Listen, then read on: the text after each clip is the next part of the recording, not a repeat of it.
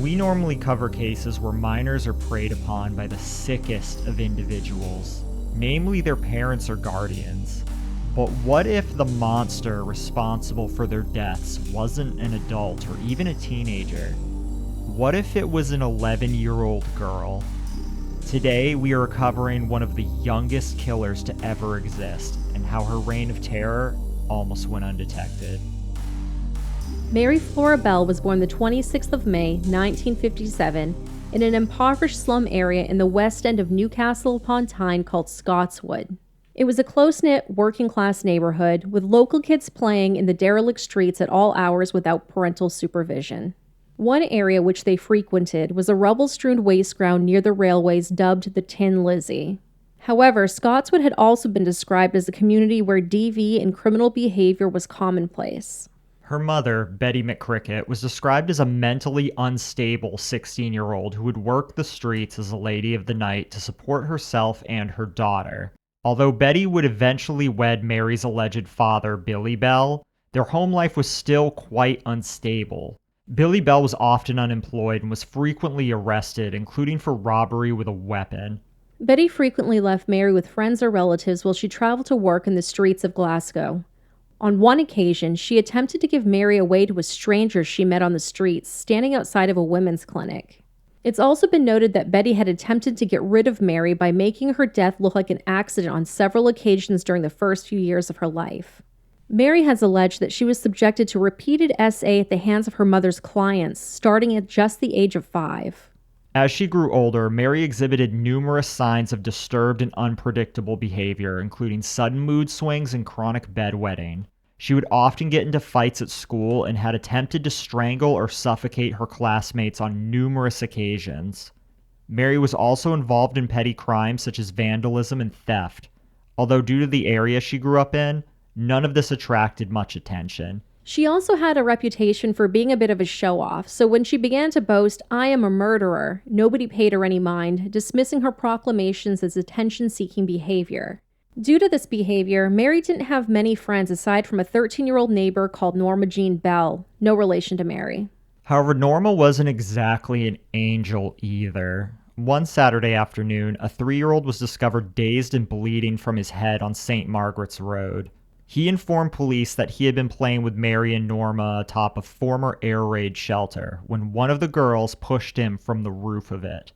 The 3-year-old fell 7 feet to the ground and suffered a severe laceration to his head. The same evening, parents called to complain that Mary and Norma attempted to strangle their kids in a sandpit. Due to their age, the girls were given a warning with no further action taken. Both Mary and Norma denied any wrongdoing with regards to the 3-year-old, claiming they had simply found him bleeding after he had already fallen. But when questioned about the sandpit incident, Norma finally stated, quote, "Mary went to one of the girls and said, 'What happens if you choke someone? Do they die?' Then Mary put both hands around the girl's throat and squeezed. The girl started to go purple. I told Mary to stop, but she wouldn't. Then she put her hands around Pauline's throat and she started going purple as well. Another girl, Susan Cornish, came up and Mary did the same thing to her." End quote. On the 25th of May, 1968, the day before her 11th birthday, Mary Bell's behavior finally escalated. In the upstairs bedroom of a derelict house located on 85 St. Margaret's Road, she strangled 4-year-old Martin Brown to death. Martin's body was found at approximately 3 p.m. the same day, and a local workman named John Hall attempted CPR, but unfortunately it was too late. Coincidentally, as Hall was attempting to resuscitate the boy, who appeared in the doorway? None other than Mary and Norma, who were quickly shooed away. Aside from the blood and the foam around his mouth, the cause of death wasn't clear. During Martin's autopsy the following day, doctors were equally stumped as to the manner of his death. Detectives speculated that Martin had possibly died from ingesting poison due to the blood and foam around his mouth, which was later disproved. Due to his autopsy results providing no clear answers, Martin's case remained open for further investigation. The same day as the autopsy, which was also Mary's 11th birthday, she and her friend Norma broke into a nursery in Woodland Crescent and vandalized the property. The damage was extensive, with the girls tearing up books, knocking over desks, smearing ink and paint all over the walls. They also damaged the roof by peeling up tiles to gain entry to the building. Before they left, the girls left a series of 4 profanity-laced notes which taunted the police and claimed responsibility for the killing of Martin Brown. Although it was not thought that Norma had been present for Martin Brown's death, the notes suggested otherwise. To add insult to injury, Mary and Norma did several things to make themselves known to the Brown family. After being shooed away from the scene of Martin's death by John Hall, both girls knocked on the door of Rita Finlay, who happened to be Martin's aunt. Mary informed her, quote, "One of your sister's bairns just had an accident. We think it's Martin, but we can't tell because there's blood all over him," end quote. Shortly before Martin's funeral, Mary and Norma called upon his mother, June, asking to see her son. When June Brown replied that Martin was dead and that they could not call on him, Mary replied, quote, "Oh, I know he's dead.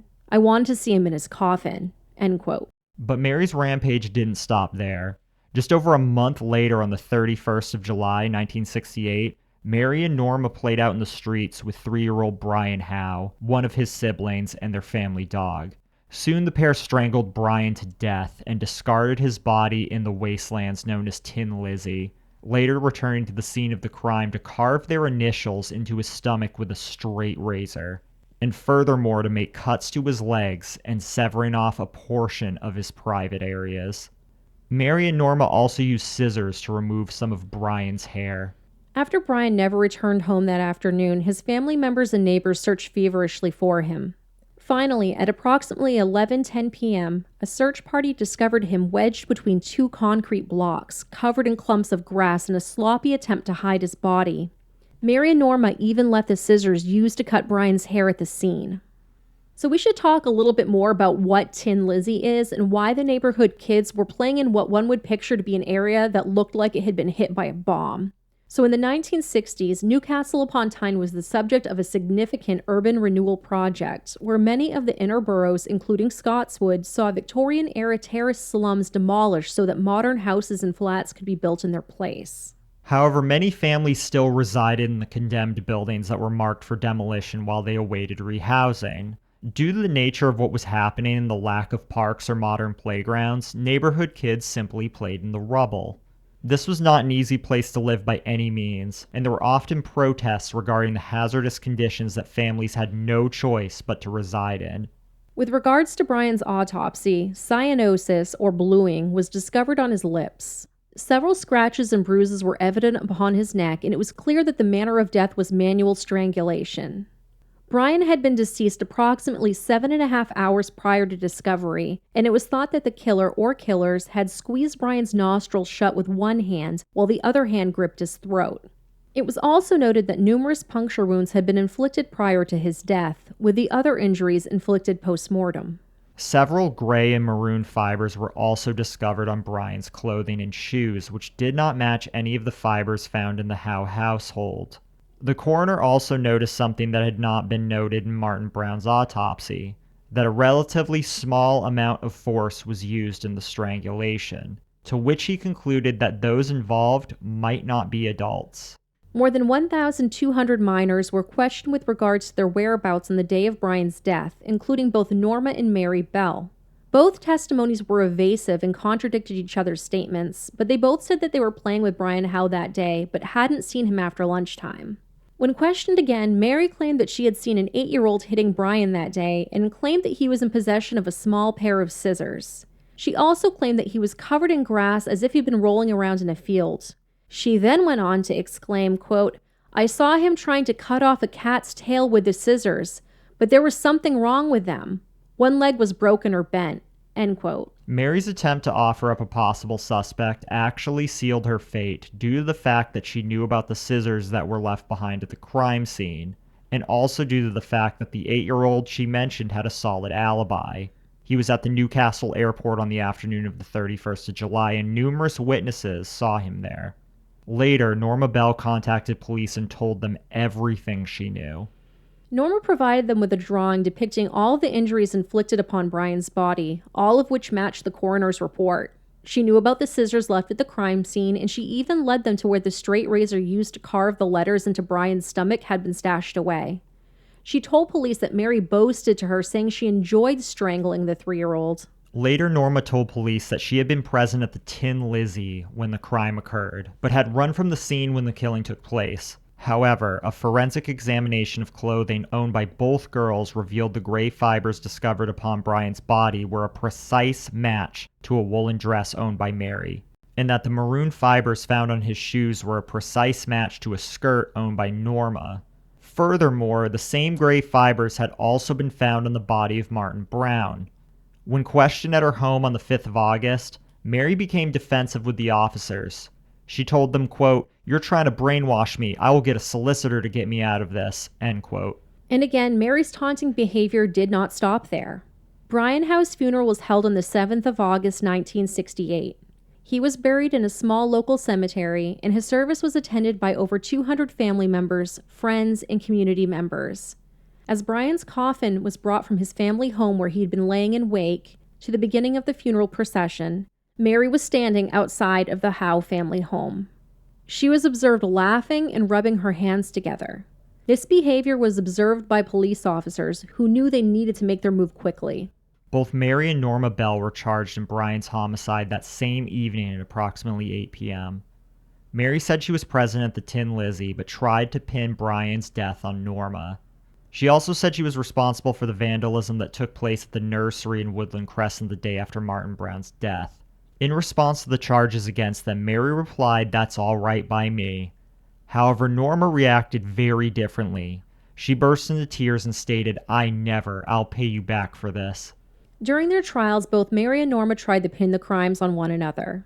Despite their ages, the judge waived their rights to anonymity in a rare move due to the nature of the crimes.